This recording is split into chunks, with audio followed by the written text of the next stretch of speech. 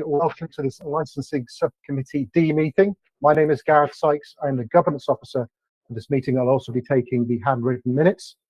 I'll begin the meeting by reading out very shortly, and I'll try and get through as quickly as I can, the remote meeting protocol, which is as follows. Good afternoon, everybody. Only speak when invited to by the chair. If you wish to speak, please raise your hand, and you can obviously physically raise your hand obviously if you're on camera, but if you're not on camera, there is a raise hand button in Google Meet. And direct all your communication, please, through the chair. Please ensure that all your mics are muted when you're not speaking. When speaking, please be succinct and do not exceed the allotted timeframes, which, as mentioned, are set out in the hearing procedures, which have been circulated to everybody, which are in the public meeting papers pack. If referring to any written submissions, please refer to a specific page and number in the agenda pack, or also in the supplementary papers pack as well.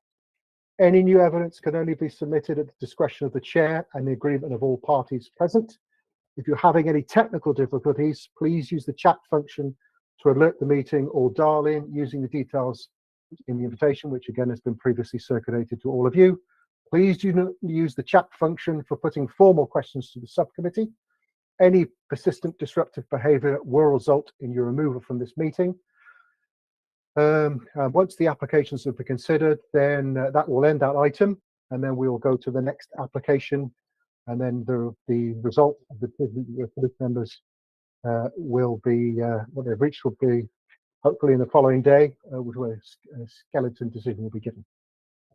So that is the remote meeting protocol. So we are now going to go to the formal agenda. And the first item on the formal agenda is the election of a chair for this meeting. Councillors, over to you, please. Thank you, Gareth. Councillor Susa-Runga would like to elect Councillor Gilbert-Smith as chair for this meeting. Thank you. Thank you, Councillor Susa-Runga. That's fine. And welcome everyone to today's meeting. We have, you've got your documents online, or you should have them physically. Today's meeting is Licence Subcommittee D, Tuesday the 18th of April, 2023 at 2 o'clock. The agenda is in the inside sleeve, just here. Hopefully you've all got a copy of that or sight of the agenda today. It's quite a busy agenda today. So yeah, just before we start, I just want to go around, knock around the virtual room just to introduce ourselves. So I'm Councillor Smith. I'm a councillor of Stoke Newington Ward and also the chair of licensing. Gareth. Councillor Smith, just before you came on, all the meeting participants in regards to item 8 have sort of agreed that they would keep their cameras and microphones off, because obviously there are 2 applications before those. So they've joined us, but obviously their cameras are off. So so that would obviously be Mr. Grant, Mr. Dalglish. Okay, that's Gary. Correct. Yeah. Hello, Mr. Grant. Good afternoon. To see you again. Councillors, before you joined, we discussed whether the Bawley-Ballerson at item 8 parties could come back at 3:40 p.m. so you could deal with the other matters. Is that convenient to you? Yes, perfect. Thank you. And we can call you if we need you earlier, if that's all right. Yes, I'll be yes, I'll be here listening. Okay, great. Thank you, Mr. Grant, for that. Gareth, who else did you say was on the Bailey one? Obviously the list that is in your chair's brief. So all the persons relating to, well, obviously they've just heard what we've been talking about. So obviously, if they want to keep their cameras. Okay, so there's 9 of them. There's 9 of them there. Yes, James Dalglish, George Armstrong, Wendy Armstrong, Niall McCann, and obviously the police representatives and the other person. So obviously want to keep their cameras and microphones turned off, and we'll hopefully, as we said, we'll get to item 8 roughly about 3:40. Okay, so could I ask everyone, please, for agenda item 6 and 7 to have their cameras on, if that's possible. So we can just make the introductions with those that are on the camera. That'd be great. Yes, fantastic. So if you're Buns and Roosters and the German Donner and Grand Chips, please put your cameras on. Great. Now, I'm just looking at my screen. I can only see so many people on my iPad, so please help me, Councillor Suzarunga, if I miss out anyone out. So Councillor Suzarunga, would you like to come in and introduce yourself? Thank you, Chair. I'm Councillor Sheila Susarunga, and I'm a member of the Licensing Subcommittee. Yeah. Would you like to turn your camera on? It would be nice to see you. My camera is on. Oh, really? I'm just seeing an S. Anyway, okay. So you've heard from Gareth. Thank you, Gareth. We have Suba next. Thank you, Suba. Hi, good afternoon. I'm Subha Sriram and I'm the Principal Licensing Officer and I'll be presenting the report. Thank you. Fantastic. And Amanda? Hello, good afternoon. I'm Amanda North. I'm a solicitor and I'm supporting members this afternoon. Thank you. Yeah, your camera's off for me as well. Is that what you? Is No, your camera? I'm on. My camera's on. Oh, Chair, I can confirm that the legal officer and your fellow councillors' cameras are on. okay. Fine. It could be the number of people on the call. That's sometimes why it gets hidden. That's why. Okay. And then we have Richard. You're on mute, Richard. Apologies. Richard Bunch, I'm the crime disorder consultant for item 7, German Donner and Grand Chips. Okay. Thank you very much, Richard, for that. And then we've got Natalie on the call. Natalie, just want to briefly introduce yourself? Good afternoon, everyone. I'm Natalie Williams, Senior Governance Officer, and I'm simply observing today. Fantastic, thank you. And I've got Robert on my screen. Good afternoon, sir. Robert Sutherland. I am representing the applicant for German Donner item 7.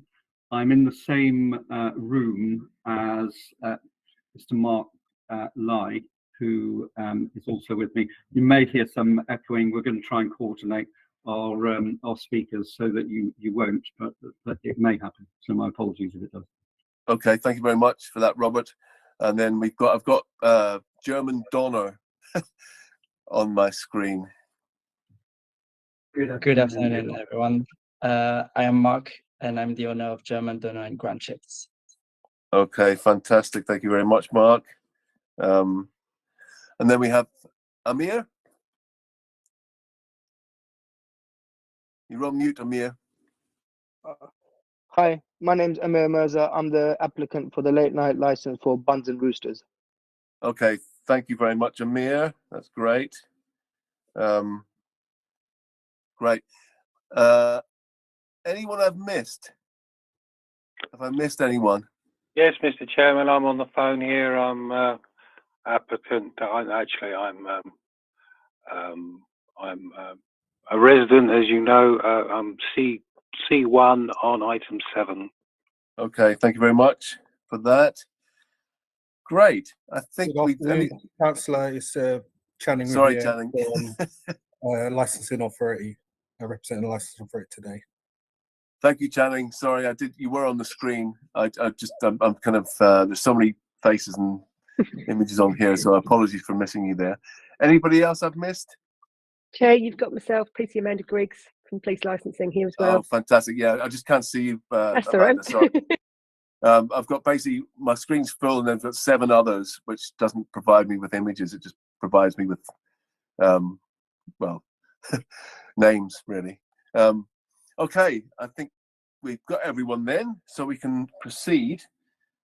So moving on to the agenda, we've got the election of chair, which we've done. Agenda item 2, apologies for absence. There are no apologies received today. Agenda item 3, declarations of interest. Do members have any declarations of interest? Councillor Suzarunga. No declaration of interest. Fantastic. Great. Agenda item 4, minutes of the previous meeting. There are no minutes for consideration today, so we can move on swiftly to agenda item 5, which is the licensing subcommittee hearing procedure, which I'll just run through very briefly for everyone. This is kind of how it works. So we have various steps in this. So step 1 is the election of chair, which we've done. Step 2, the principal licensing officer will outline their case, will outline the report. Step 3, will be the applicant's case. These are all 5 minutes, by the way. The applicant will present their case in support of their application. Step 4, responsible authorities will come in with their representations, and that'll be 5 minutes each. Here we've had 3 reps, one from environmental health, where the conditions have been agreed with the applicant. The police and licensing will make their contributions at that stage as well. Step 5 is other persons, and today we do not have any other persons for Buns and Roosters, so that's fine. We can move on there. Step 6 is then the discussion phase, which goes over about 15 minutes, and we'll try and keep the timings quite strict today because there's a lot on the agenda. Step 7, closing remarks. Step 8, points of final clarification.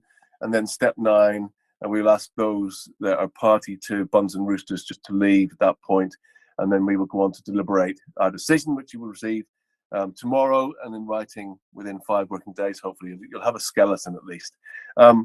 Okay, so we can move swiftly on then to step 2. And I would like to invite the Principal Licensing Officer, Suba, to outline the report, please, for Buns and Roosters, 66 Stamford Hill. Thank you, Chair. So the first item we are going to consider is for a premises license under the Licensing Act 2003 for Buns and Roosters, 66 Stamford Hill. The applicant is seeking for the permission for the late night refreshment from 2300 till 2:30 a.m. Sunday to Thursday, and from 2300 to 3:30 a.m. on Friday and Saturdays.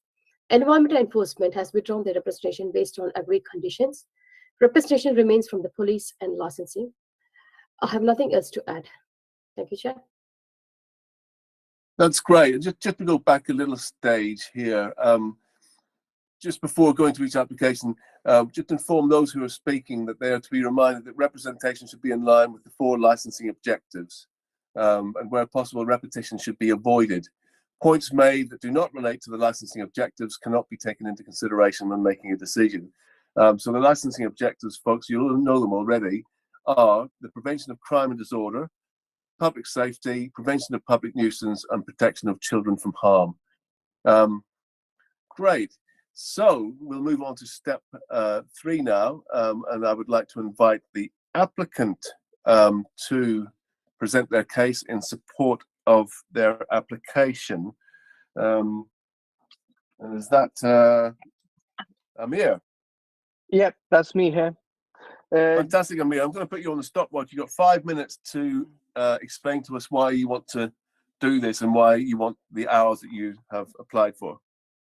Okay, just first of all, just want to make a correction. My licensing is from weekends 12, not 11. I've got the license already for midnight. I mean, the lady that spoke to you said it's from 11 to 2:30. That's from Monday to Thursday and Sunday, and weekends is from 12 to 3:30. I've put. Okay, so you've got an existing late night refreshment license. 12 o'clock, yeah, on Saturdays and Friday and Saturday. Okay, Suba, is that in the pack? Suba, come in. Sorry, Chad. Okay, this is the applicant has applied for a new premises license, so it's not a variation. So for a new premises license, your permission should start from 2300. So Okay. if your license already exists, then you should have submitted a variation of a premises license to extend your hours. Right. Okay. I thought I did speak to somebody regarding that in Hackney Council, Mr. Shah, but I'm not sure what's going on here. What would you like to Originally- do? What would you like to do, Amir, at this point? Would you like to carry on, or would you like to? Yeah, I think we'll just carry on with the meeting then. I'll put Okay, my- fine. Okay, so off you go then with your representation. Yeah, basically, I wanted to put extend the hours.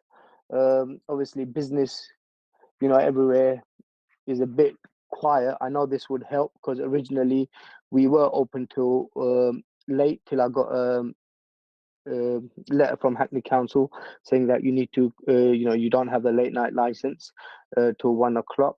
Please, can you basically submit an application if you want to carry on? So I wrote back saying with immediate effect, we'll be closing at the normal times, 11 o'clock. However, I would submit an application, which I've done, obviously. and we have seen business at those times. You know, I wasn't open just for the sake of it. Obviously, there has been business, and obviously with cost and everything these days, you know, it does help. Also, regarding public nuisance, I don't see how that would affect me. I mean, I've got a bar which is 3 doors away from me, which is open till 3 o'clock. And if that's not causing public nuisance, where people come outside, have cigarettes, and stand outside, drink beer. I'm not sure if you guys are familiar with it. It's called Masaka Bar, I think. If that's not causing public nuisance, I don't understand how someone coming and buying a burger would cause public nuisance. That was one of the points. And also, there are other shops in the area, which is within a sort of a 5-10 minutes walk from my premises, which have late night licenses, and obviously they're trading for a reason at those times because they're making money. And I feel it's a bit unfair if I can't have a slice of that as well. I mean, you've got Dixie on Stoke Newington High Street, just next to Church Street, next door to Pret. That's open, I think, weekends till 4 o'clock. You've got the famous Best Kebab next to Stoke Newington Police Station. That's also open till late. You've got Super Kebab, which is further down Stoke Newington High Street. I think that's till about 4 o'clock. And you've got Dixie at Stamford Hill Junction. I mean, between me and Dixie, there's no other shops. It's just flats and the Stamford Hill Library. That's You have open till 1 minute left. And that's open till 2 o'clock as well. So I feel it's a bit unfair if I can't be open to those times. I mean, my shop has never had the police called. There's never been complaints, you know. So I don't see how that should affect anything. Okay, that's great. Thank you very much, Amir, for that. Thank you. Any points of clarification at this point, Councillor Sizarunga? No points of clarification, thank you. Suba. Sorry, Chair, it's just to clarify, as per our records, the premises is not licensed at all. So he needs to apply for a new premises license. There's no existing license. So that's why I just want to clarify with the applicant. There's no license in place. Okay, did you hear that, Amir? Yeah, I did. There should be a license in place because I used to originally own the back in the day the premises, and when I turned it from I used to own a video shop back in the days, and I turned it into an A3, A5 license. It was under my name. I think you guys sent me the documents as well with my architecture, Mr. Abu Akun. Mr. Abu Akun, yeah, 3811 Crescent, London, Hackney E8 2EW. Yeah, Channing, do you want to come in on this one? Chair, I just wanted to add that when Mr. Mirza is referring to A1 and A5, they're planning usage classes. Yeah. They wouldn't be in the remit of licensing authority. So the information you have is probably from the planning authority, and it probably doesn't apply to the license you're applying for right now. Yeah, great. Thank you very much for that clarification. Amir, is that the case?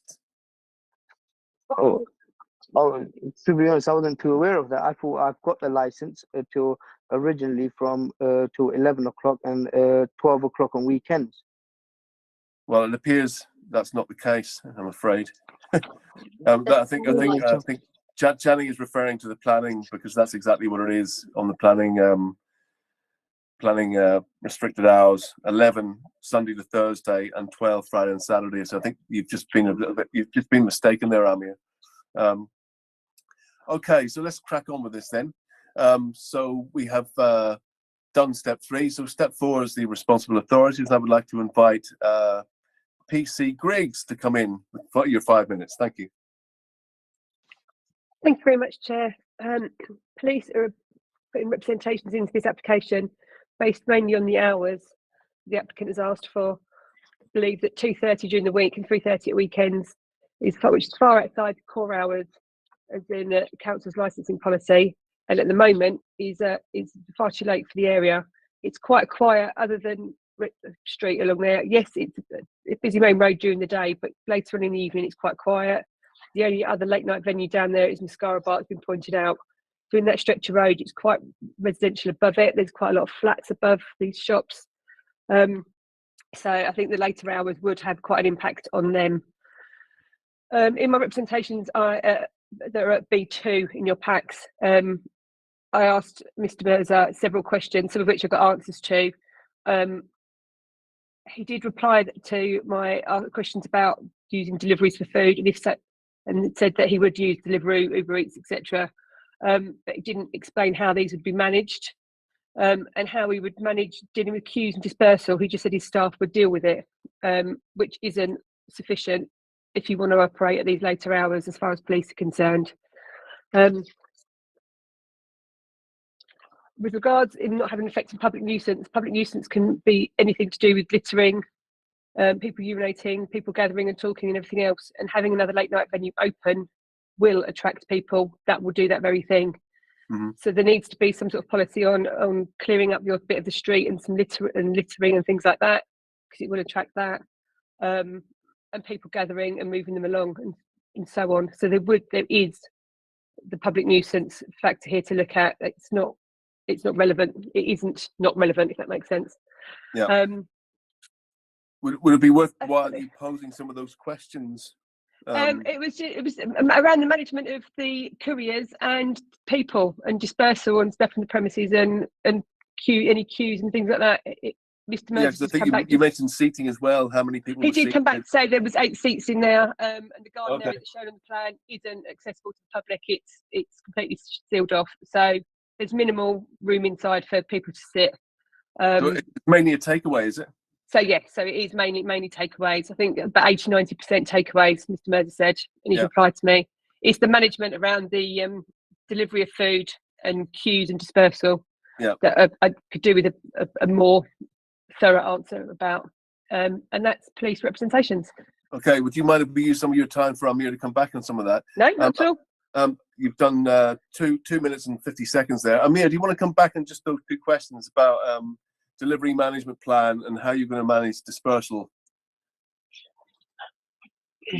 Yeah, basically, obviously with Uber Deliveroo, when the order comes, beforehand, we tend to have the orders ready. So the drivers that come in, they're not going to come 10 in a go. They'll come one after the other, if anything, or every few minutes apart if we're really busy, and we'll just hand it over to them. There's not going to be like them. They're going to be a stack of drivers in the store. In the premises. There's going to be this items will be ready, be bagged, and as soon as they come, they just give us the number and we just pass it over, and it's simple as that. And regarding loitering outside, we've never had that issue. We've never had that, and same with people standing and urinating. We've never had that. Like I told you, there's a bar next door to me which is busy. I think it'd be a bit stupid for someone to stand outside my shop if I'm in there taking a piss, or while people are 2 doors away, just to stand outside urinating. So those I don't find that point quite valid, to be honest. Yeah, I noticed there's a crossing point right directly opposite your shop. Yeah. Where do the drivers? And obviously the zigzag lines there as well. So see, I'm 64. Just on the 64 outside. Bay. Yeah, you got the parking bay, which is the red route. I think it's the red route, is white route. But from 7, you can 1 hour parking, and from 7 to 7 is free anyway. Yeah. Is that opposite the opticians and the VIP place and the House of Grace? Is that the one you're talking about? Yeah, in House of Grace, and you've got I think outside the opticians is called iLife. Yeah. Okay, that's that whole bay. Yeah, brilliant. Thank you for that. Okay, so we're heading 5 minutes there, so let's move on. Can I invite the licensing officer, please, to come and outline your report, Channing? Thank you, Chair. You can see the representation of the licensing authority at Appendix B3 of the report. Now, the representation is based primarily on the application being outside of the core hours outlined in LP3, and also the lack of planning permission outlined in LP5. What we're finding here is that I've seen the supplementary documents that the applicant has provided, and there's no suggestion of any reduction in hours or bringing the hours closer to what is in the core hours. And additionally, if we look at the attached planning permission, on section 3 of that document, it says that one of the reasons why the planning permission is what it is to mitigate any nuisance to the adjoining buildings, like the residential premises that are located above and the local amenity. So in our view, that would speak directly to prevention of public nuisance.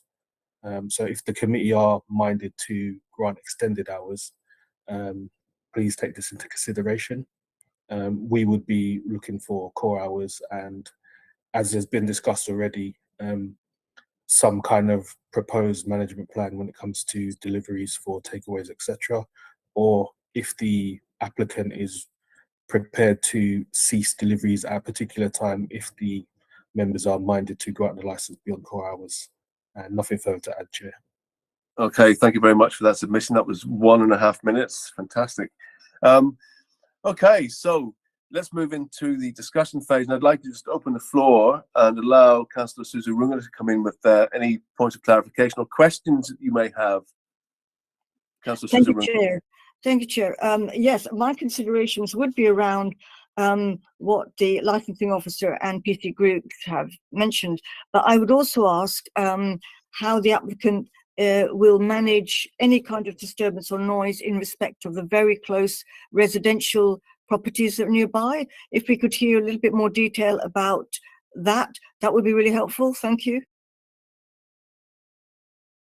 Amir, would you like to come in? Yeah. Sorry, what was the question again?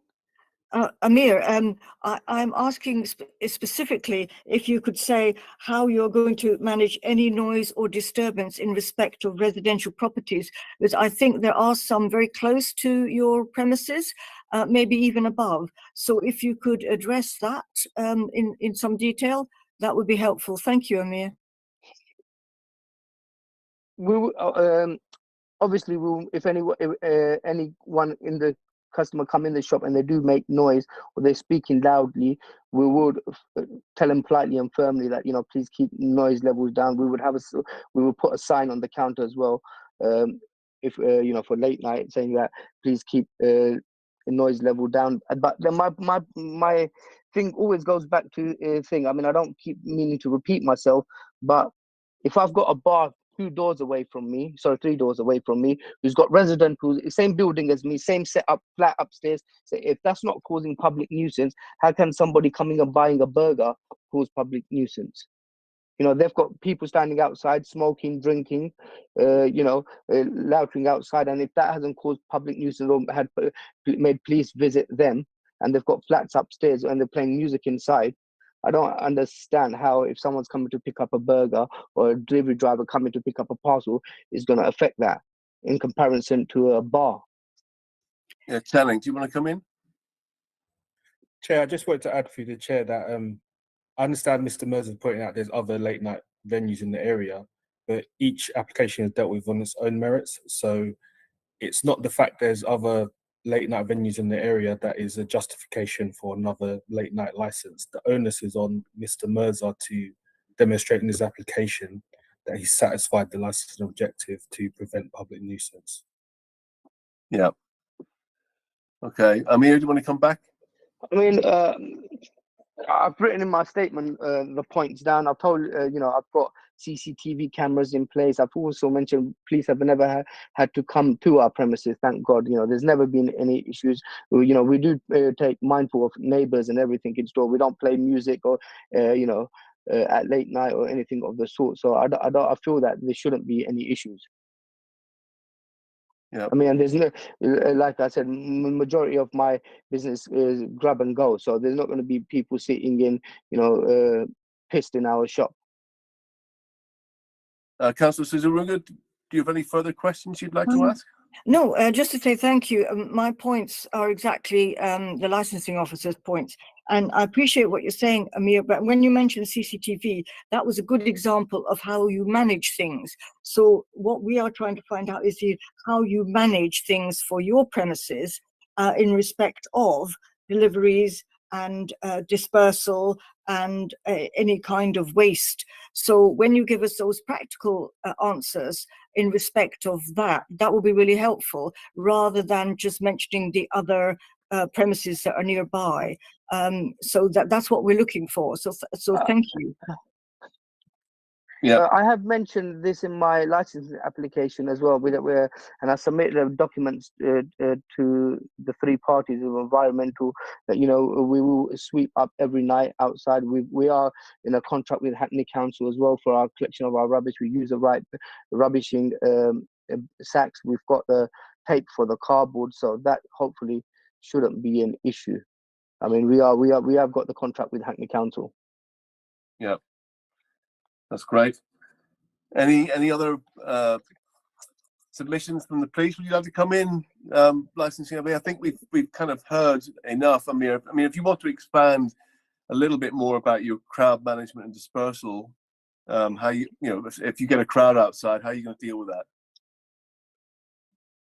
If we do, I mean, to be honest, we shouldn't get a crowd, because there's no way seating outside. So we've never had that issue where people are loitering outside and having their burgers outside. No, it's just normally our business is 89% grab and go. They'll come, we put it in a bag, and off they go. That's what it is. But if that was to happen, hypothetically, we would tell them, please keep the noise level down. Yeah, Amanda, I can see your hands up. Thank you, Chair. It's I meant to send Mr. Mirza some conditions to have a look at, and I managed to send in the wrong attachment this morning. So apologies. I did send some conditions over for him to look through, which would include CCTV, keeping an incident log, having a delivery management plan, a condition asking customers to make sure customers aren't bringing alcohol inside the premises or consuming alcohol on the premises, and making regular checks for litter and bits and pieces like that. But I managed to send the wrong document to Mr. Mirza, so I apologise for that. But I have got a few conditions that I can send around now, if that would help. Also, Mr. Mirza has said that he hasn't had these issues as yet with people outside and any noise and all the rest of it. But just to take into consideration that Mr. Mirza hasn't been open as late as he's requesting yet either. The later hours increases the levels of intoxication of people hanging around, and by the very nature, the noisiness of them and all sense of being sensible goes out the window when people are intoxicated. So people might have been okay up till now, but you have got to just be aware that it does change the later it gets into the evening, and people are more and more intoxicated, and they're not necessarily open to being told to be quiet or asked to move on. So it is trying to find that balance, and most people will, don't get me wrong, they will, but you have got that potential for conflict and sort of antisocial behaviour and disorder and stuff when people don't want to move on or don't want to be quiet and don't want to pick up their rubbish. So it is a slightly different kettle of fish going that a little bit later than Mr. Mirza had so far. Yeah, but even with those modified conditions, are you still of the opinion that the hours requested are too long? I think they are, certainly during the week. I think 2:30 on weekdays is far too late for the area. Bearing in mind there is quite a lot of flats and there's residential estate not far up the road and stuff as well. Weekends are more flexible, I would suggest, because of the late night. You've got the bar not too far along as well that is going to be open, and some of these measures hopefully would help as well. But to certainly weekdays, I think 2:30 is too late. Yeah. Okay, so Amir, you've heard that from the police, what their opinion about that is. You've also heard from licensing that they would like you to adopt core hours, which is kind of what you're working to at the moment, I believe, and that is your planning. Those are your planning restrictions as well. And ultimately, if you were to operate outside of those hours, you would be in contravention of your planning, of the planning regulations. So at the moment, I suppose, if Councillor Susa Runga is in agreement, I would be recommending continuing with what you've got and come back, because you don't have a license at the moment. Get a license for what you're doing at the moment, and then come back for a variation. How does that sound? I mean, I'll double check that. I thought I did have a license for what I'm doing. Otherwise, how would I be able to operate? Well, you can late night refreshment up to 11, I believe. Channing, is that correct? Mm-hmm. And you're going beyond that, obviously, on a Friday and Saturday, but you weren't aware of that. Channing, do you want to come back? Maybe let's move on from the discussion now into sort of closing remarks. I think, Channing, how do you feel about what you've heard? Yeah, I think with relation to core hours, it's definitely too late during the week in our view. I understand there can be some flexibility around what happens on the weekends. Don't feel there's sufficient information has been provided around how there's going to mitigate any nuisance to local residents. But again, if the members are minded to approve the license, then what's been suggested by the police, such as delivery management plan and dispersal policy, would definitely be helpful if the operator adopted those conditions. Yeah. And our view is that, you know, it still probably should remain within core hours until such time as perhaps the planning permission has been extended, or the applicant comes back with a more robust variation that satisfies us that they're working to prevent crime and disorder and prevention of public nuisance. Yeah. To put the license objective sufficiently, I think that's quite lacking in the application. Yeah. Thank you for that very succinct summing up, Channing. Amir, you've heard from licensing there. They would still like you to do what you're doing, but under a license. Get the delivery management plan in place, the crowd management and dispersal plan in place. These are written documents, Amir. You have to write something about these. You might go to a licensing person to help you with those. So that's where they are. So ultimately, how do you feel about that? You know, so where do we go from here? Would they want me to put this in writing to them, or? Ultimately, we would drop your hours that you've requested. Amanda. Thank you, Chair. I was just going to suggest maybe we could do a condition on the licence for him to agree a management plan and dispersal policy with the police and licensing, so they're happy with it. And then that, you know, that doesn't have to be done like tomorrow, but at least he knows it's something that has to be done to comply with his licence. Yeah, Channing. If licensing agree with that. Yeah, Chair, I was just going to ask through the Chair, is the applicant prepared to consider any kind of reduced hours? Well, that was the question we just posed to Amir, wasn't it? So basically, what would happen, Amir? Yeah. The hours that you've requested would be rejected, but we would just alter them to what you've got already, and then you would work under a proper license with the hours that you're doing already, which also comply to planning. So everything would be above board, and then later on, you know, a few months down the line, you would come back for a variation on that license that you've got. Okay. I mean, the gentleman just asked, what sort of hours was he recommending, or did he have in mind? Well, our core hours are basically to 11 until Monday to Thursday, and 12 on a Friday and Saturday, and 10:30 on a Sunday. The licensing authority and the police seemed to suggest that there was a little bit of flexibility around Friday and Saturday. So we need to go back to them and ask them, would they be willing to move beyond 12, for example, to 1? I mean, I'm just putting it out there. How would the police and licensing feel about that on a Friday and Saturday? Is that still worrying for you, Channing? Yeah, I wouldn't say it is as worrying if the relevant plans are put in place. Again, it's to close proximity to the residents. So one option may be for the applicant to, if the committee are minded to grant that type of license, the applicant then perhaps demonstrate via operation of temporary event notices that they can operate later hours, and then they may be able to come back with a variation and satisfy committee and responsible authorities that's the case. So I have Amanda, not PC Griggs, the other Amanda.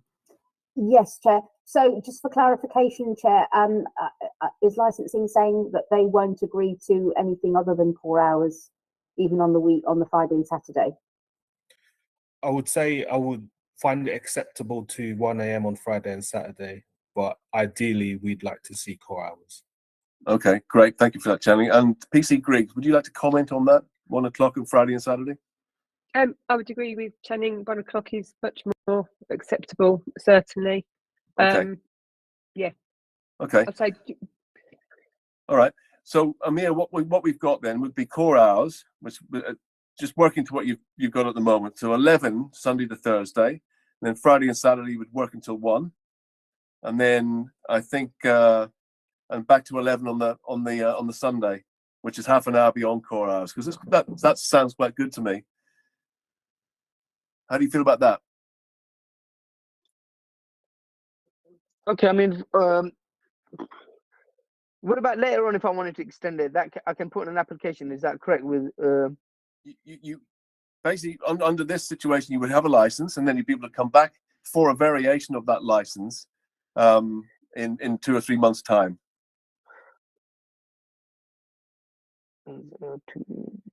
Yeah, 1 second, folks. Somebody's at my door.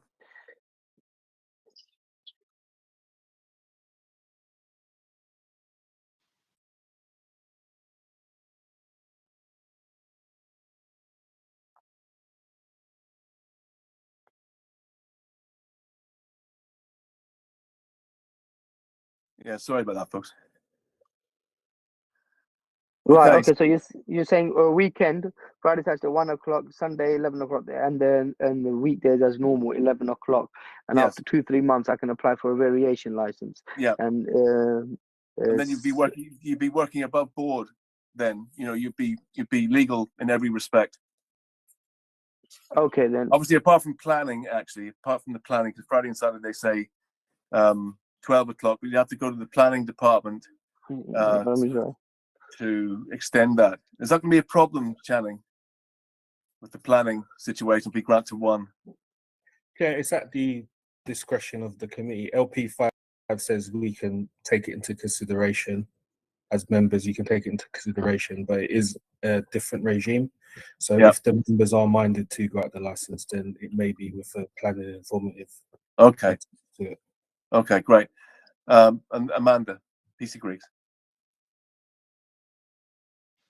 I was just going to say, does Amanda North want me to send over the conditions that I'd not sent to the applicant, just the general ones that I would normally put on? So Yes, you've got yes, them. I was going to say that if you could send those through, but I think I'm keen for the applicant to say that they agree those conditions. If they've agreed them, even if he can't say that at this minute, if he could confirm to you, or if you both can agree it, then and let us know, then we can add those to. Chair, are you going to also have the conditions for the delivery management plan, and did you need dispersal policy as well? Yeah, I think it's worthwhile having a crowd. Any other sort of conditions that we need that we need to check, apart from the police conditions, obviously, which are coming? Yeah, and they've agreed the environmental health conditions, so that's good on the waste dispersal. So I'm happy with that. Councillor Susan Runge, I noted your hand was up there briefly. Oh, thank you, Chair. I was just going to say what Amanda has said, but also if Amir could have some written policy in respect of the residents as well, and maybe if he needs support, he knows where to go to get some support in respect of these written documents. That would be really helpful to Amir, and we wish him well. Yeah, no, good point. Thank you for that, Amanda. Through the chair, can Councillor Susan Runge confirm when she said that to have some policy for residents, what did she mean? Oh, thank you. In respect of noise, really, and to address the issue that residents are living close by. Sorry, I wasn't precise enough. Something in respect of the fact that there is a residential area, as we all know. And as that would be helpful as well. Are you suggesting residents meeting or him consulting with local residents, something like that? And good relationship with local residents, yes. Yeah. Okay, Channing. Yeah, just in response to the councillor's comments about the relationship with residents, perhaps if the applicant had contact details available, made available to residents, so that if they had any issues, they could directly contact the premises if there's any issues in relation to noise or nuisance. Yeah, that may be helpful. Brilliant. That's a good idea. I hope you're noting all these down, Amir. Yeah, I am. All these good ideas. So I presume that you're happy with that, what we decided there, Amir, for the time being, and then come back for a variation. Is that good? Yeah, I think we can work with that for now. Yeah, that's great. And then obviously you'll have to get your planning in line as well. So we'll put a planning informative on the document, on the decision document. But you'll have to go back to planning to get the planning hours to align with these new licensing hours. Yeah. Right. Okay. Yeah. Okay. Well, I think that's it, folks. Thank you very much for your time. We've had our closing remarks. Any points of final clarification, very briefly, from anyone? Councillor Sudurunga, I take that as a no. Okay, fantastic. Well, let's close this one down. So we've just finished that agenda item. Thank you, Amir, for your time. Thank you, guys. And for your compliance, and the very best of luck. And obviously, I'm sure Channing will help you with lining up maybe a licensing consultant or something that he can maybe work with, Channing. I'm sure we have some names, do we? Or just point him in the right direction. Chair, I don't think that the licensing authority can make any recommendations. That there will be. Well, no, just a document as to where to go, basically. You know, I'm sure that I'm sure he will have some points. Thank you. Brilliant. Okay, so let's move on then. Thank you very much, Amir. You can now leave the call. Okay, thank you, guys. Yeah, cheers. See you back in a few months. Bye. Thank you. Okay, so we'll move on to agenda item 7 then. Apologies. Yeah, go on, Gareth. Yeah, I can't hear you on mute. Sorry, apologies, schoolboy error. Just a small point. I just wanted to remind everybody this is a public meeting, so just be a bit mindful of kind of language, really. So I'll just leave it at that. Okay. Okay, thank you for that. Okay, so I'd like to call the acting principal licensing officer to outline the report, please, for application for a premises license, the German Donner and Grand Chips, Unit 1B, Kingston Shopping Centre, Kingston High Street, E8 2LX. Thank you, Suba. Thank you, Chair. As explained, so the second item we are going to consider is again for a premises license under the Licensing Act 2003 for the German Donner and Grand Chips, Kingston Shopping Centre, High Street. The applicant is seeking permission for the late night refreshment from 2300 to 2 a.m. Sunday to Thursday, and from 2300 to 4 a.m. on Friday and Saturday. Environmental Enforcement has withdrawn their representation based on agreed conditions. Representation remains from police, licensing, and other persons. We have received additional information from the applicant and other persons, and these documents have been circulated. And I have nothing else to add. Thank you, Chair. Okay, that's great. Thank you very much. So I'd like to invite the applicant now, or whoever's speaking for the applicant, to come forward. Is that going to be Robert Sutherland? I think it'll be me, sir. Yes. Okay, and I think you're going to, did you say you were going to share that with Richard? Is that right? Before I start, can I just say that there is an objection from us in relation to the people who are entitled, or persons who are entitled to be present and to contribute to the committee. I understand that objector, who I have on the objection on the agenda papers as C1, is present and at the moment is enabled to make representations to you. It is our contention that the individual at the moment is anonymous, and we submit that that's not permissible under the Licensing Act, and that the individual should provide a name.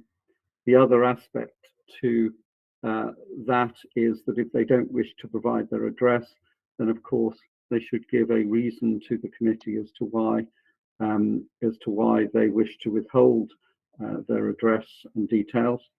It has become a live issue because additional photographs have been provided, which the objector is saying relate to our premises. We say they don't, and actually relate to premises which is about 400 meters away from where we are. But because the photographs look as though they've been taken from the address, possibly the address of the individual who's objecting, it's become I think a real issue because we don't have any residents living above us. Okay, so I just want to turn to our lawyer, Amanda. Would you like to come in on this point, and then we can go to C1 to see what they say as well, Amanda? Thank you, Chair. Yes, I agree with what Mr. Sutherland has said, that there is a requirement under legislation that anyone who wishes to be anonymous needs to give a specific reason and to set out under which exemption they're relying upon to remain anonymous. We haven't, according to our records, got a written reason as to why the C1 or any anonymous objection is justified in being anonymous. So therefore, Chair, I would advise you to ask C1 if they don't have at this time a specific reason as to why under the exemptions they're remaining anonymous, then they need to withdraw from the meeting and withdraw their objection. Okay, I'd like to bring in C1 at this point. C1, is kind of down to you as to how you want to play this. You can either just not be anonymous, and that would just save us all a headache, or you can carry on. Thank you, Mr. Chairman. Yeah, I've never heard a load of nonsense quite like all of this. If I could just briefly explain.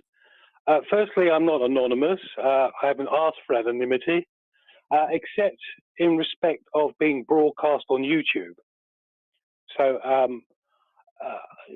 So that's my only issue about not having my name broadcast on YouTube. Otherwise, I've made no other representation for anonymity, and I haven't asked for it. I did receive an email, which I believe was probably, or was passed to me by licensing, from presumably from Mr. Sutherland. I've never seen such a nonsense legal opinion in, well, a long time. It must have been written by ChatGPT or something, because it really was delusional in terms of hearsay and so forth, and what rules would apply in the magistrate's court. I didn't see any real authority behind that. And finally, those photographs I submitted, I haven't claimed anything about them at all. I've just submitted them. I haven't said they are anything to do with the applicant premises. So again, nonsense. Okay, so are you happy with to be called, your name? No, not on YouTube. But if Mr. I don't particularly. I mean, let me just say this: threats are a serious issue here. I've been threatened several times by cutthroat late night takeaway operators and licensed premises operators who are sharks and who want their want to maximize their profits by exploiting my environment. So I mean, that's a real issue. But I didn't write the other representation. The other representation is from somebody else who has made an issue of it. So so no. So just go back. Thank you, C1. Just go back to our lawyer a second, Mr. Sutherland. Amanda, under Section 102 of the Act, we can't allow people to be anonymous unless there's an exemption, and 9.27 says if fear is well founded in terms of intimidation or violence, then we could in fact keep the anonymity going. How do you feel about that? Well, unless C1 is actually claiming that, only on I think that's what you just did. Well, it's whether or not it's whether Mr. Sutherland will accept that. Yeah. So C1, just to clarify, in writing. You see, that's the thing. You have a well-founded fear. Is that right, C1? I have a well-founded general fear with respect to this particular premises. I haven't asked for any anonymity with respect to my name or details being given to the applicant. Although I've got to point out that I think there should be a reciprocal arrangement. It doesn't work the other way. I'm often actually asked. I do have another issue, Mr. Chairman, if I can just briefly bring this up. I do not have the decision from the last kebab shop that wanted to open at these hours, which you were chairman for. I didn't get I did ask licensing several times for any kind of information about that, and I didn't get it. So, Okay.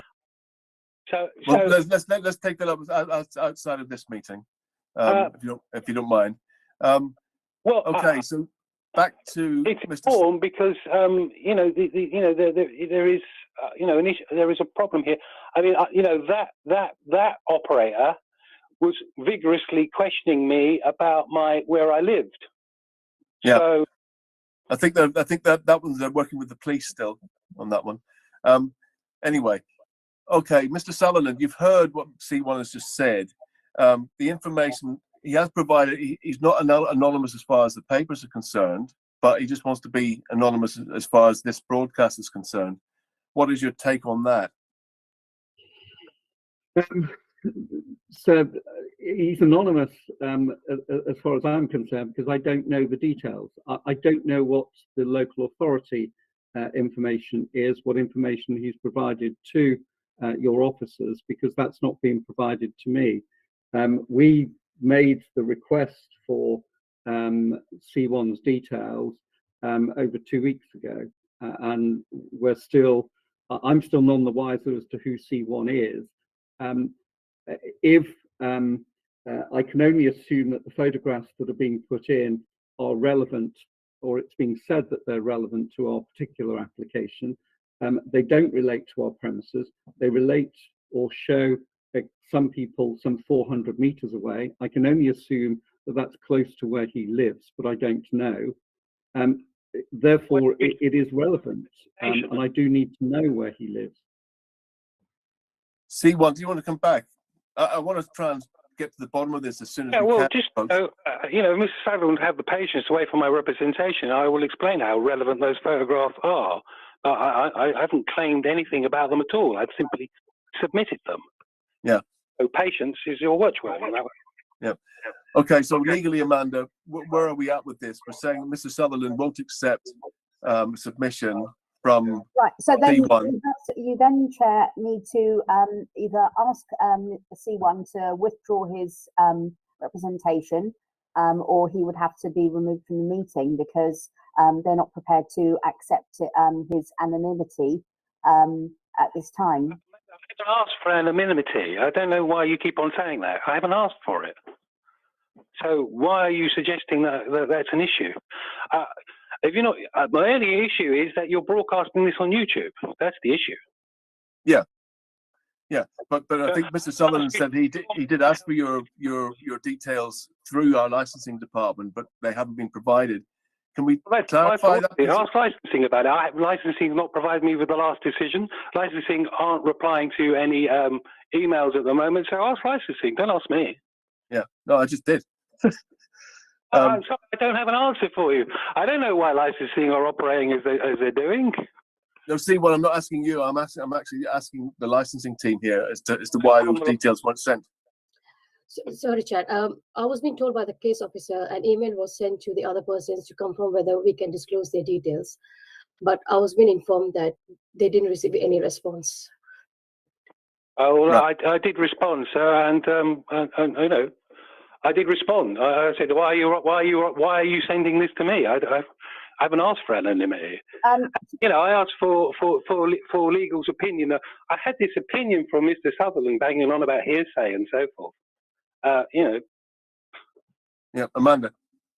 If C1 doesn't want to disclose his identity in this meeting, then he may not be able to stay then. I think unless he's put his representations in writing, and that could be passed through to the applicant if they wish to see them. I think they've probably seen the outline of it, but I think that we're not going to get anywhere far. So I mean, realistically, unless his identity is going to be disclosed, I think we have to okay, let's just think about one other point here. If C1 is happy for Suva to send his details to Mr. Sutherland via email now, would that suffice? Yeah, that would suffice. Yeah, okay, C1, thank you for that. Mr. Sutherland, would that suffice? Certainly, if I've got an address, sir, and a name, that would comply, I think, with the requirement.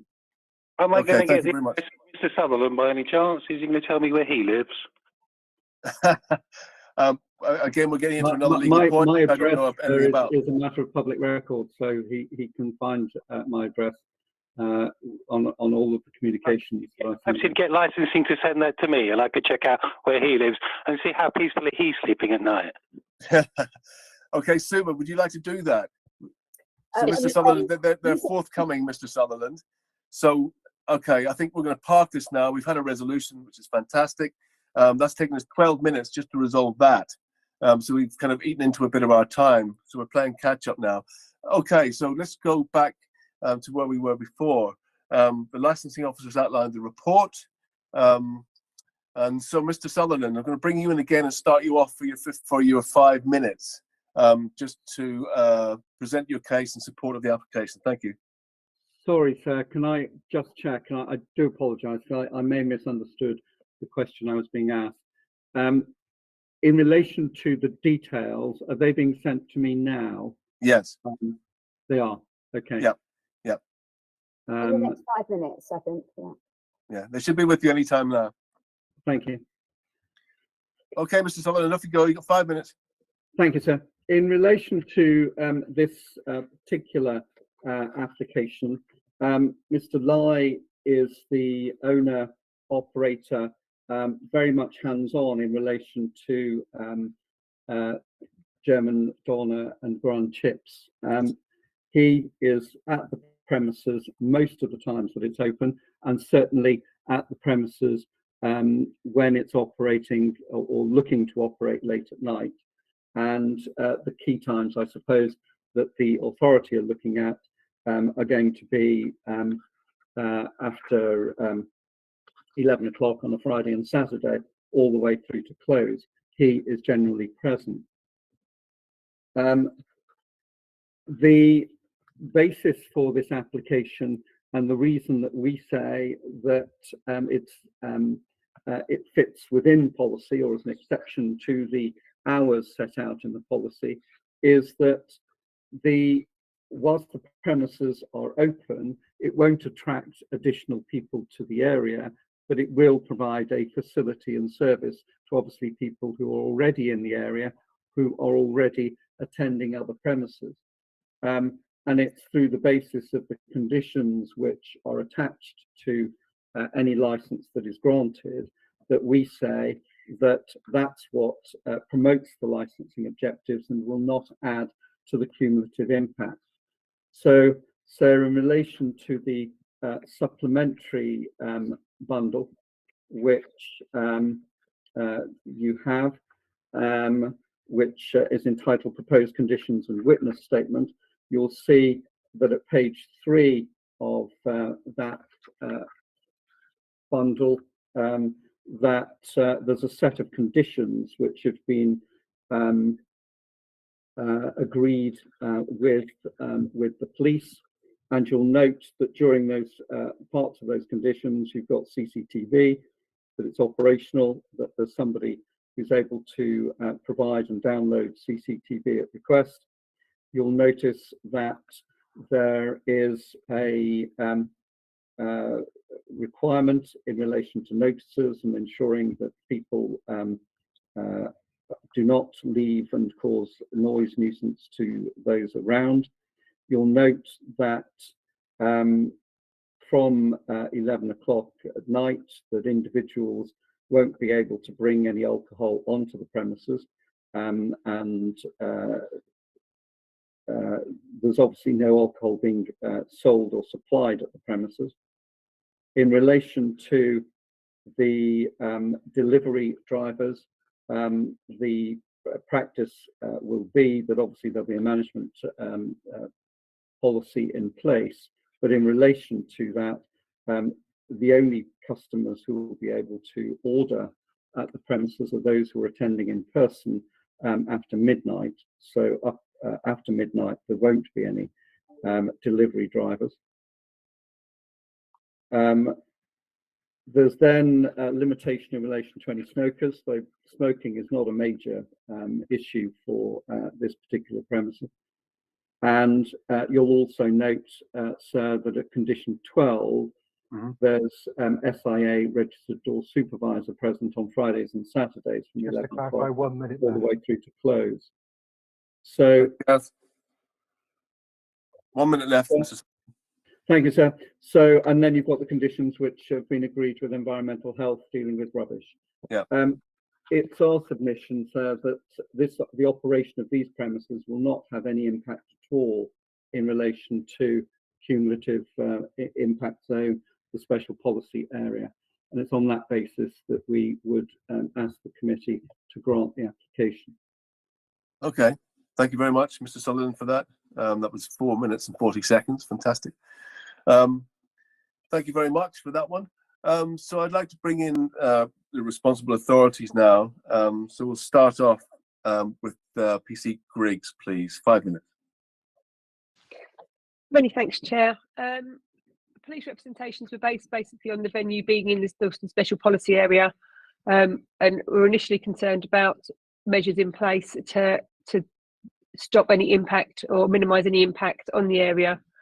The conditions that have been provided do go a long way to doing that, and the police are quite happy to have agreed conditions with the applicant and his representative. However, police are still slightly concerned about the hours being in the special policy area. Certainly during the week. Apologies, I've got builders next door. You can hear the drilling. I've got builders next door at the moment, and they're obviously drilling the wall next to me. So apologies if you can hear that. Yeah, so 2 o'clock, I think it is during the week. Police feel is just slightly too late for weekday hours. Again, more flexible regarding the weekends and weekend hours, but 2 o'clock I think during the week is a bit late for what there are residents, as we know, in Dalston. That's out, so it's the hours that are our main submission there to say the conditions do everything else for us.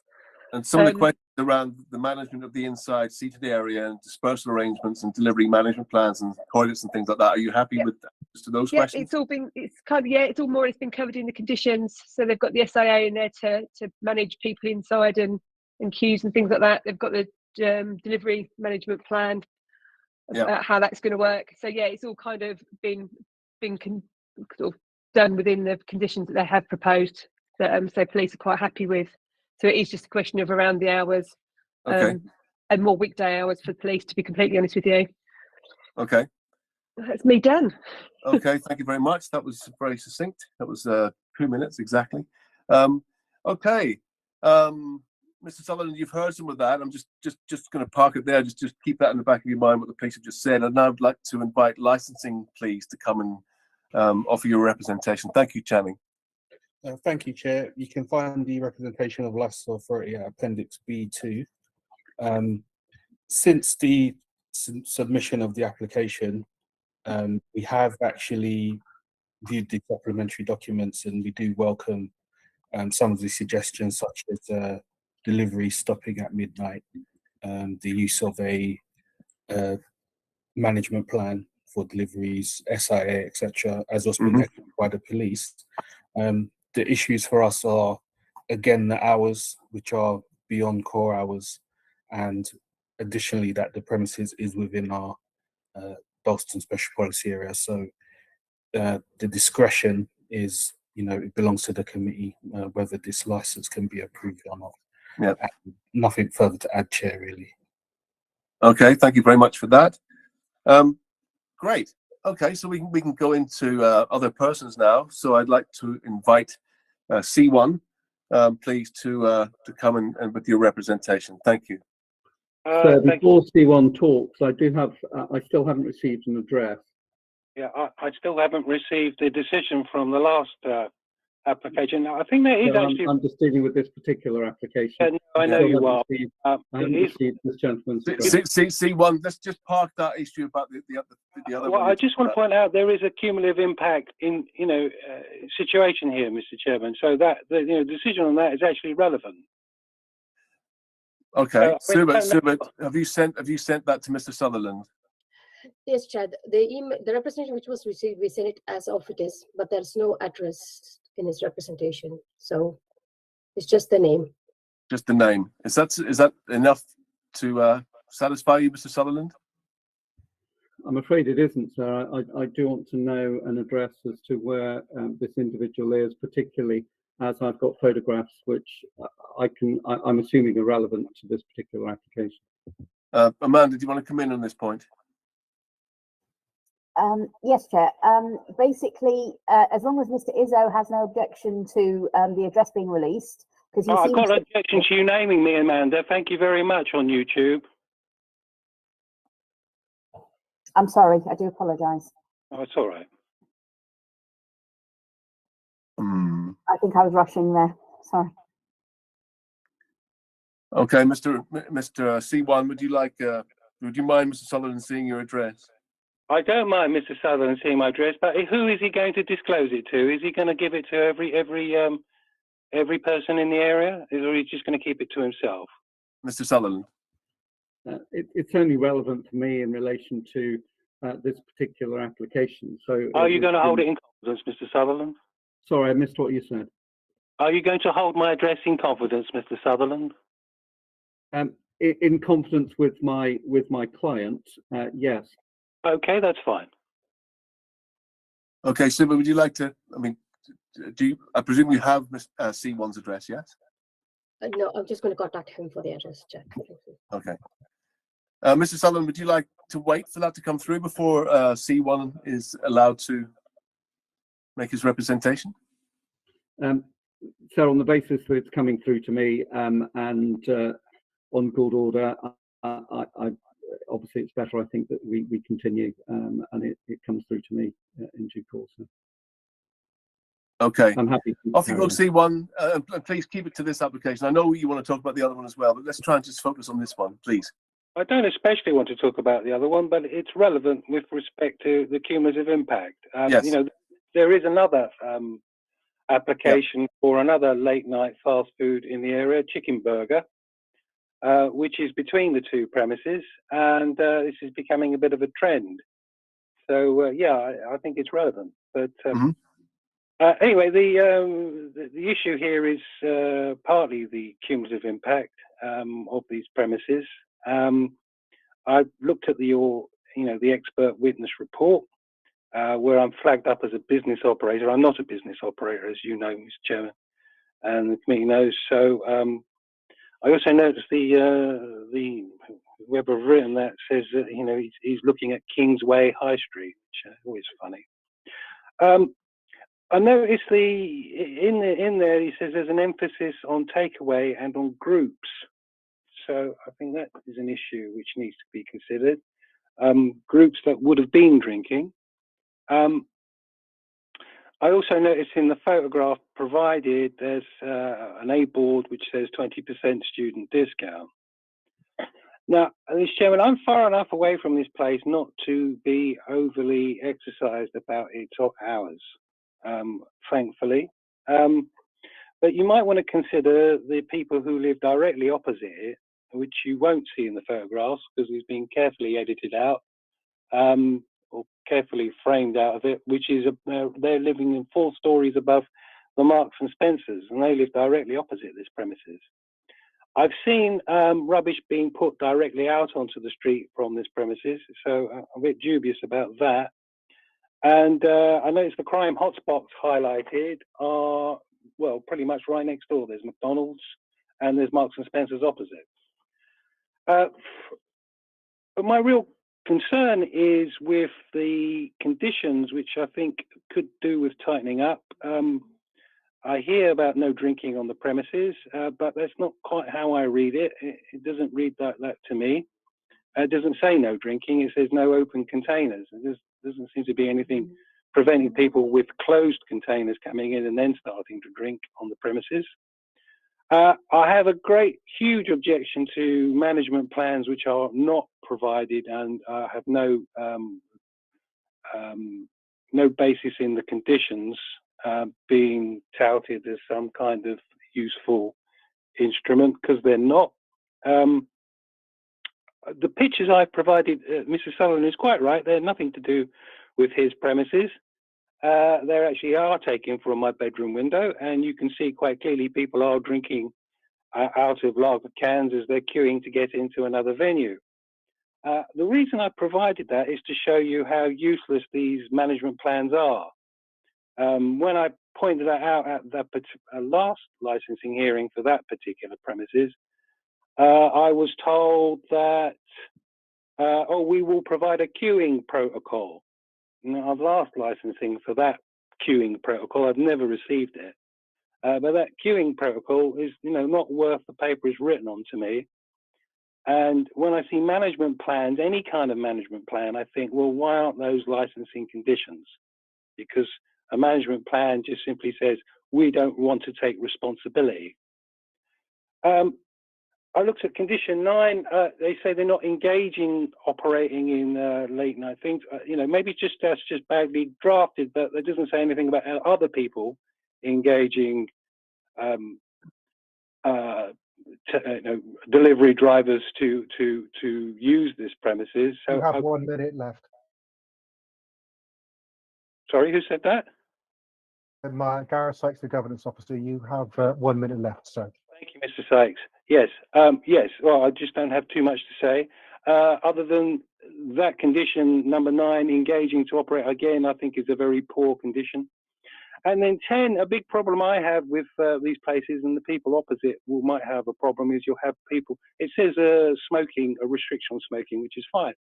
But then what about all the other people hanging around there drinking lager out of cans outside? There's nothing to prevent that. So, you've got to think of any premises which is open is going to attract trouble, particularly the later you go into the night, the more of a trouble there's going to be. I'll leave it there. Thank you, Mr. Chair. Okay, fantastic. Thank you for that.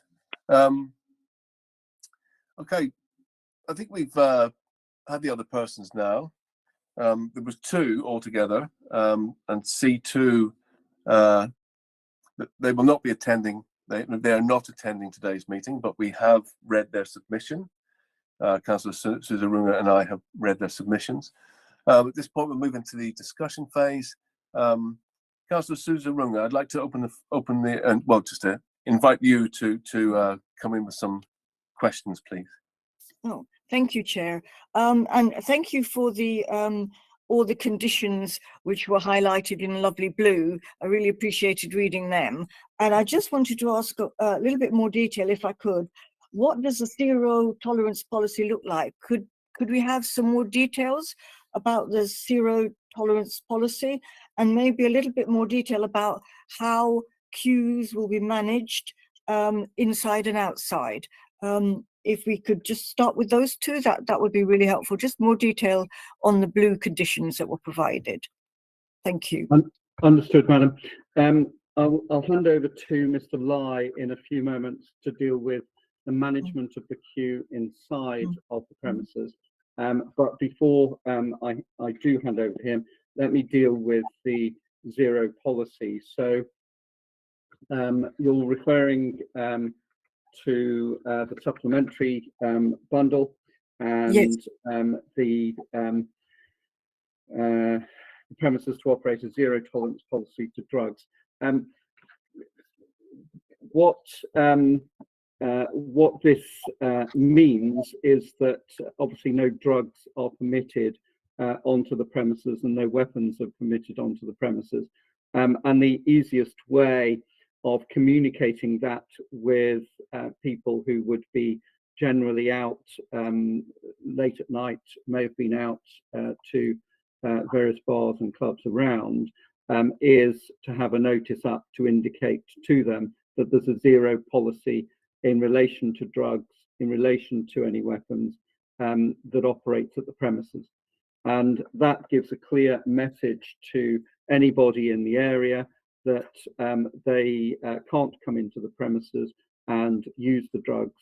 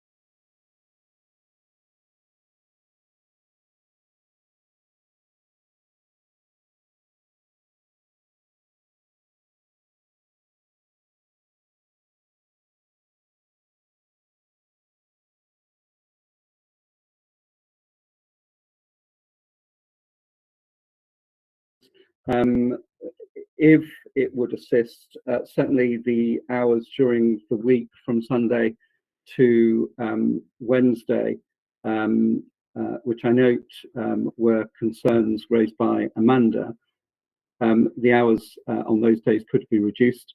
I think 1 o'clock has been mooted, and certainly times on those days could be reduced. In respect of the other days, we would look for the hours as has been requested, so 2 o'clock on the Thursday, and then the 4 o'clock on the Friday and the Saturday. Whilst I think one of the issues is that there's a perception that the longer the hours, the more the trouble, or the later the nights, the more the trouble, I think was the point that was raised by Mr. C1. We wouldn't agree with that proposition. I think what we would say is that by allowing there are a number of premises that will close in the area around about 3 o'clock, and the people that will have been out to those premises at 3 o'clock will be leaving and will be moving on, going home, going on to other places. And we are looking at providing, obviously, a facility to assist in them moving on quickly and quietly without causing any difficulty. So we say that the ability to be able to be open at 3 o'clock, 3 till 4, is to allow those individuals to move quickly to purchase what items they're looking for, the food, if necessary, to have a place to sit and to have refreshments, whether that's food or non-alcoholic drink. We do provide free filtered water as well to customers, so if they want to come into the area, into the premises, they can ask for a glass of water as well. So we think that provides a positive service and enables individuals, if necessary, to sober up a little, but also to have some food refreshment and then move on to wherever they are going. We're at a part of the high street where there are not any other premises that are open. These particular premises have a price point which I think you'll have noted in Mr. Bunch's report is on the higher end of prices for products.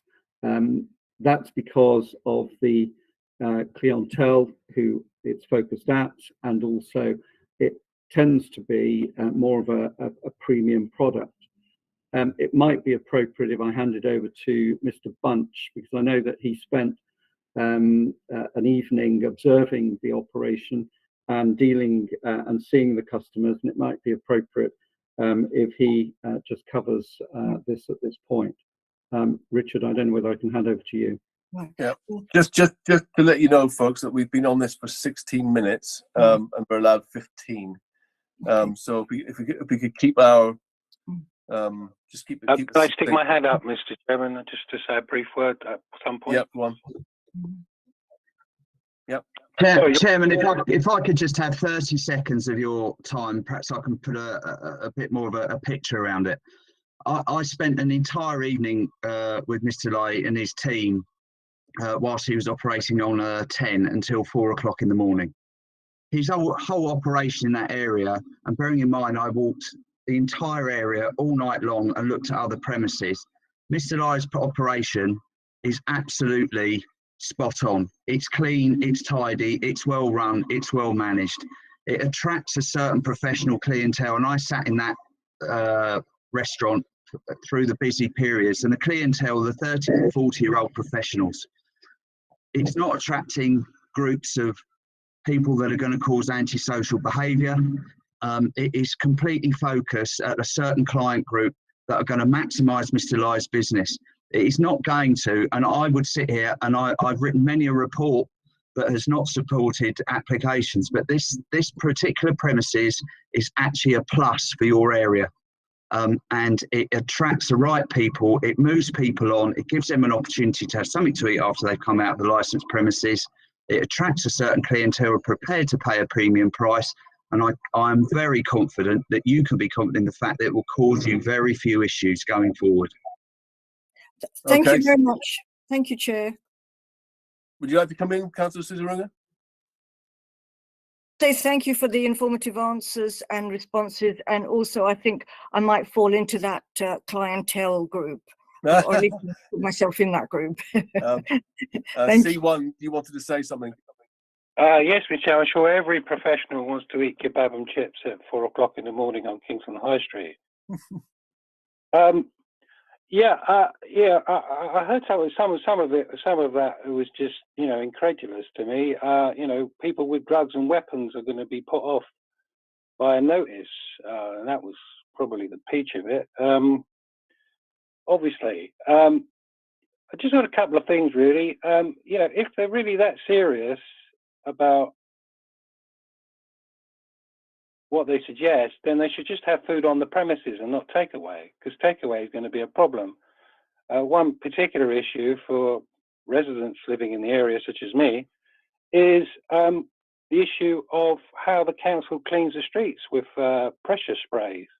In the early hours of the morning, cleaning up all this litter. So that's an issue. I mean, those machines are extremely noisy, and it's not something that is going to be bothering the applicant today. After he's left the premises. The idea that people are moving on by actually staying in the area is also another statement which doesn't really bear any scrutiny. So I have to wonder about the whole PR exercise that this is. Mr. Chairman, the only important thing is the conditions, and the conditions need tightening up, and the hours need reducing, and that's that. Thank you. Okay, thank you very much. I've got a number of very, very quick questions, and I don't want to sort of labour these. You mentioned an extra worker at night. I just wanted to know if that's Friday and Saturdays and Thursdays, and what times they would be from, and are you referring to an SIA? Is the first question. Second question is to do with the toilets. You said basically the toilets will be supervised. I just want to know how that works. Checked and signed off every 30 minutes, because I know the police were concerned about the toilets, use of the toilets. And just to confirm that the tables and chairs would be brought inside at 2300. You also mentioned no alcohol in the premises after 2300. And C1 has obviously, he's concerned about alcohol in there as well. No alcohol. You've said no alcohol after 2300. So that's in an open or closed glass. And then after midnight, only in-person orders, no delivery companies after midnight. So if you'd just like to just touch on some of those, please, Mr. Sutherland. So if I may, in relation to the number of workers, I'll probably call on Mr. Lai. So I'll come back to that question if I may. In relation to the WCs, you can see where they're located from the plan, sir. My copy of the plan has gone elsewhere, but you can see where they're located. They're very central.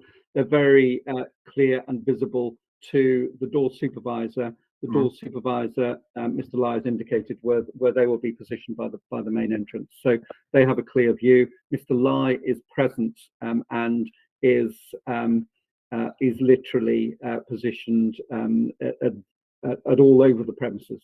He is very hands-on, and therefore part of his role is also in relation to supervising and making sure that the use of the toilets is working properly. Yes, they will be signed off, and as Mr. Bunch has indicated, he's very meticulous in relation to making sure that systems are in place and those systems are followed. In relation to the chairs outside, so you'll see from that plan that you have that the frontage is at an angle. And if you were to take or draw a line from the top of the plan to straight down, then that triangle that you would have between that line and the building is actually part of the land of the shopping centre, and that's where the tables and chairs are located. And yes, they are brought in at 11 o'clock, and they're brought inside of the premises. In relation to the no alcohol after 2300, it appears that my condition is not as tight as you would like, so my apologies for that. It's a very difficult scenario. What we're looking at making sure is that no one can come into the premises and drink. They don't sell alcohol. We're certainly not encouraging people to come in with closed containers either. One of the difficulties in relation to this is that, of course, if it's a closed container, it could be in a pocket and therefore not clear. But obviously, as soon as it's spotted, if it is being consumed on the premises, then the person will be asked to either dispose of it or to leave the premises. But there's no, it wasn't intended that we would allow people to come in with closed containers and then try and consume it. That wasn't the intention. Okay, so one final question in relation to what C1 said about just being an eat-in venue and not a takeaway. I mean, but that I presume would not suit your business model, Mr. Lai, sorry.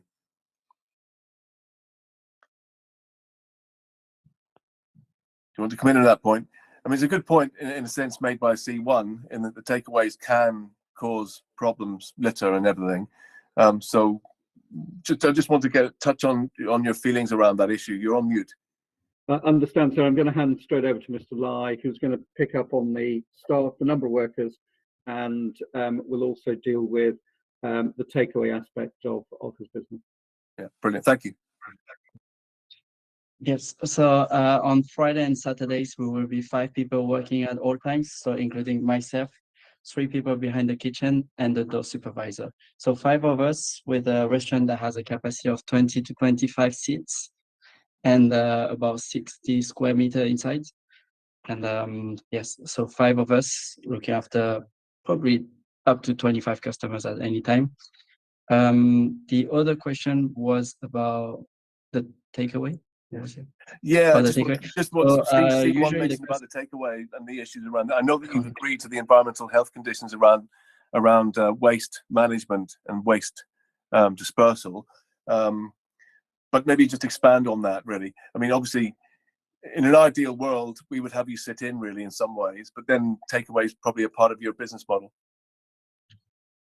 Yes, so regarding the waste, we throw everything at the back of the shopping center. We have a 24/7 access to that refuse area, monitored by the security of the shopping center, as we're part of that building. We have a bin store inside our restaurants, so we throw all our bin in that area until whenever we can throw it in behind the shopping center. We try to give as little as possible in terms of packaging, so no bags, nothing, just the wrap or the chips that the customer wants, and the napkins in order to reduce waste. And then, as we said, we regularly check outside, and customers tend to eat in at night, as whenever they order, they want to eat straight away and not wait to get home. And our 25 seating area is quite spacious to accommodate everyone. Yeah. So how much waste would one take with them, for example, if they were to take away a doner kebab or chicken nuggets or something? I mean, what's the packaging look like? Yes, the usual order for each customer is just a wrap.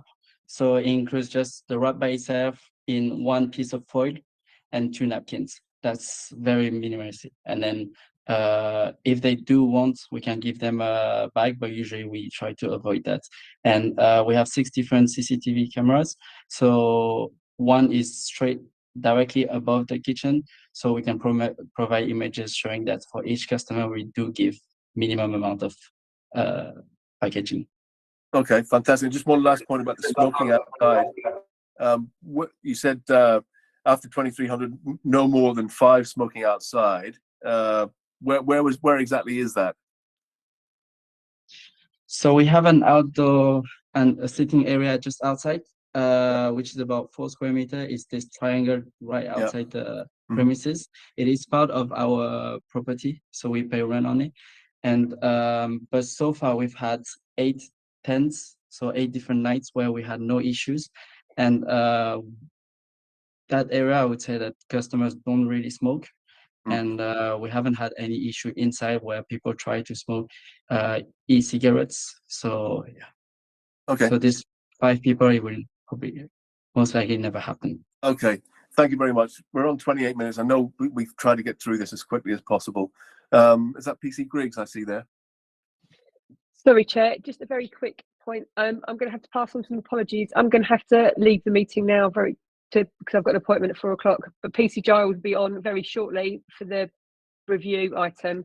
So PC Griggs, would you mind just waiting for 2 minutes? I just want to ask a very pertinent question. Yes, sure. Mr. Sutherland, I'm just going to cut to the chase here. The hours are an issue with the police and also with licensing. You've mentioned that you dropped to 1 o'clock Monday, Tuesday, Wednesday, and Sunday. And obviously Thursday you want to keep at 2 and Friday and Saturday at 4. Can I suggest this to you, and you can think about this? So Thursday 1 and Friday and Saturday 2. I'm just putting it straight out there, and I just want a straight answer. Because I get the feeling that members, me included, would be of a similar mind to the licensing team and the police in regards to the length of the hours. Mr. Sutherland. Sarah, are you looking for me to respond on that? Yeah, or Mr. Lai. I mean, either one of you. Will you accept a reduction in hours? Is the question. It's more to do with the how we're balancing the sound at our end. So I think you were saying Sunday to Thursday till 1. Yeah. Fridays and Saturdays till 2. Yeah. Okay. I have had a quick conversation with Mr. Lai in relation to the week hours, weekdays up till Thursday. The proposal would be acceptable. I think the difficulty in relation to the Fridays and Saturdays is that they would see that most of the customers that they would look to deal with will be between the hours of 3 and 4. With the number of steps that are being taken and measures which are being adopted, the response is that the hours between, or the period between 3 and 4, becomes quite an important period as to how viable the operation is. Yep. So that's a no then. You want to keep the 4 o'clock, in which case you may get rejected.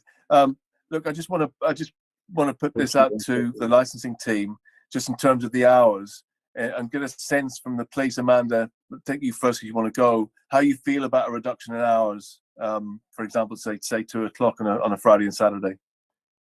I'm sorry to hold you. So right now, not at all. 2 o'clock would be most welcome. Any reduction from 4, ideally, would be good. I appreciate the reduction in hours during the week, most definitely, for it down to 1. Yeah, it's difficult. I think the conditions do go a long way to helping and to mitigate some of the impact. So it is, it's a decision for yourselves, and unfortunately, committee. Sorry. Well, no, it's good to get your opinion. Obviously, as a member of the police team, you're a very important part of all of this. So look, have a nice appointment wherever you're off to. Nothing exciting. Okay, thanks very much. Thank you. Channing, do you want to come in with your opinion? Thanks. Chair, I'd say we would welcome the suggested reduction in hours. Our recommendation would always be core hours, because it's in our Dalston SPA, and the data that backs up the SPA sort of demonstrates that the issues experienced there happen beyond core hours. So we would welcome any suggested reduction in hours, but yeah, I mean, do the new conditions, if we tighten them up a bit further, would that be enough to alleviate most of your fears? it goes a long way, Chair. But I understand that they're still seeking 4 a.m., which we believe fundamentally is still too late. So yeah, it's at the discretion of the committee. Okay, thank you. Okay, Mr. Sutherland and Mr. Lai, you've kind of heard the positions there from the licensing and the police team. Councillor Susan Runga, I presume you're on board with this idea of reducing the hours to 2? Yes, I am. Yes. So you've got all of our opinions. What would you like to do? What do you want to do here?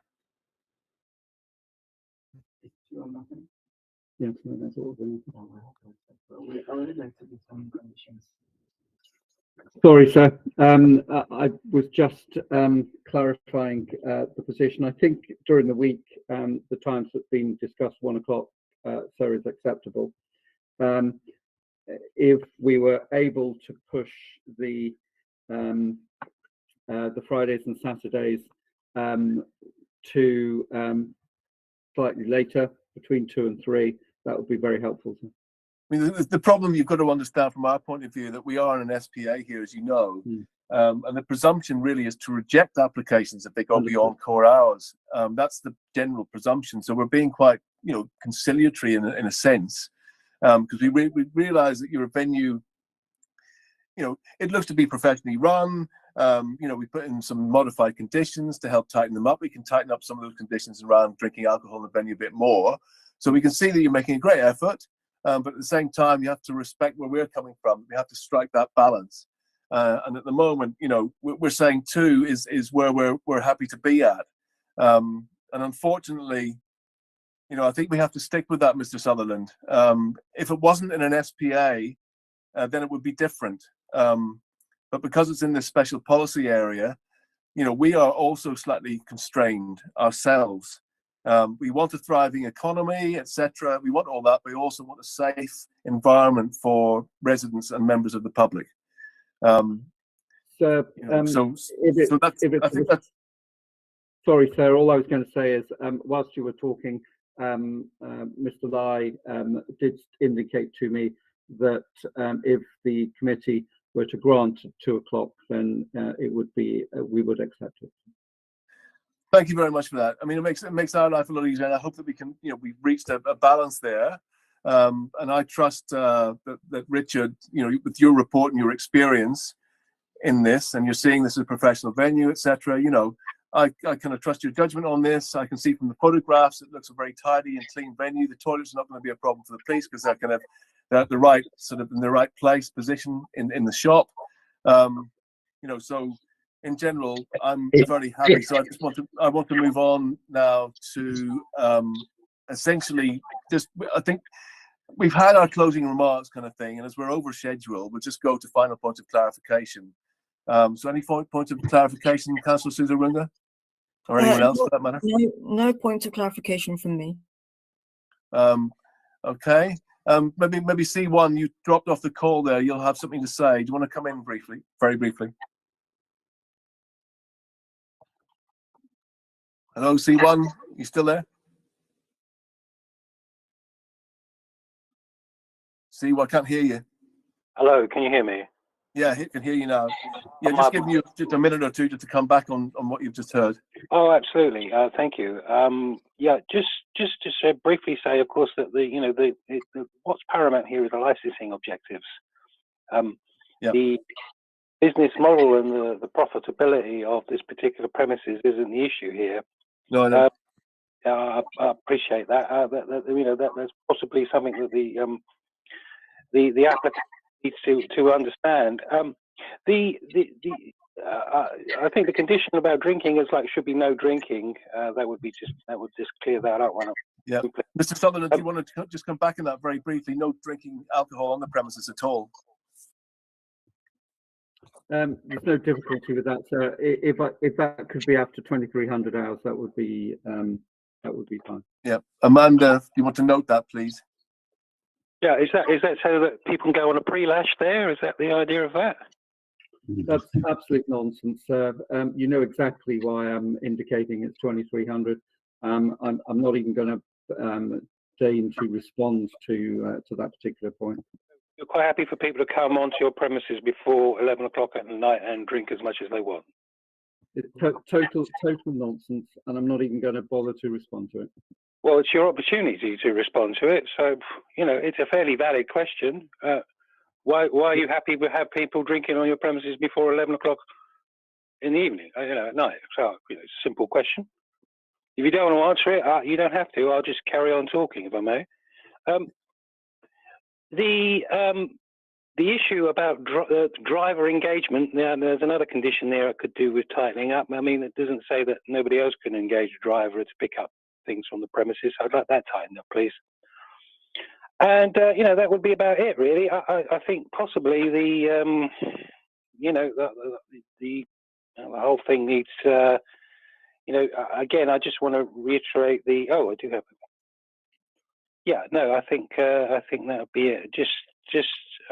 Thank you, Mr. Chairman. I'll leave it there. I apologize. Okay, thank you, C1, for your contributions. And Richard, you've got your hand up.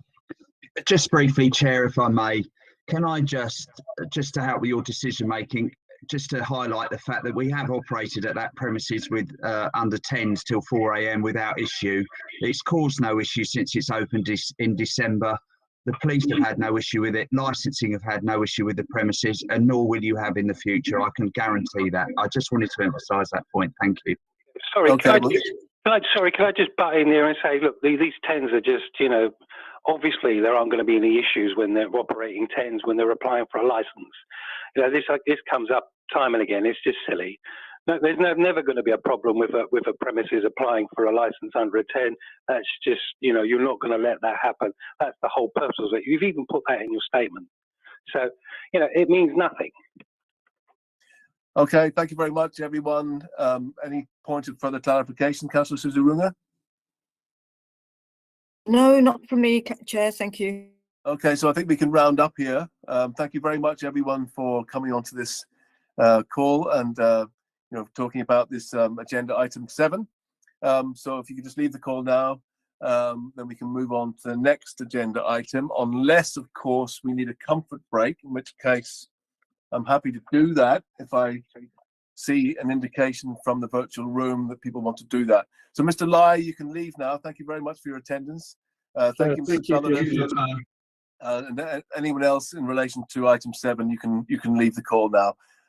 You will find the result tomorrow by phone and by post within 5 working days. Thank you. Okay. Anybody would like a comfort break? Licensing don't have a representation on the next item, but we're just going to remain for observation. Okay. Do people want a comfort break at this point? Councillor Suzurunga, would you like 5 minutes? I'm okay, but I'm happy for other people to have a comfort break if they need one. Gareth? Just a point of order, Chair. Obviously, we're still not in the closed session yet, so obviously I direct you to your chair's brief, so when we can say we're in closed session.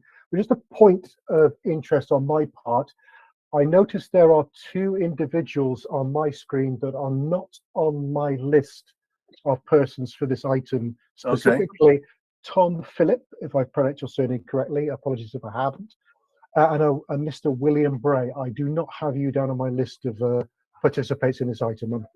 I got the sense that Mr. Grant is about to enlighten me with some more information. Thank you, Gareth. Tom Phillip is the designated premises supervisor of Bawley Ballerson, and Mr. William Bray is the senior director of Pinnacle Security, who gives relevant evidence for us and is available for questions. Okay, thank you very much, Mr. Grant.